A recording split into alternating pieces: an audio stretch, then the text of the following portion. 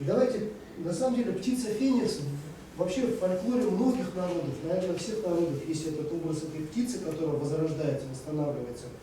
И давайте вот руки вверх, когда встаем на носочки, движение, вот мы смотрим, движение руки вверх, и руки как круг описывают, как круг, и вот так вот, и она как будто наверх вот так,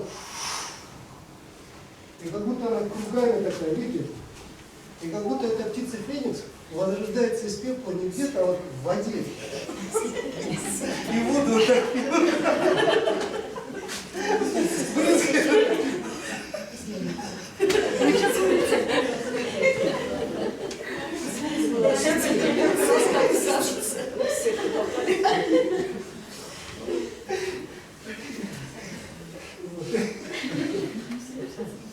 соединением образов может дать вам посмеяться.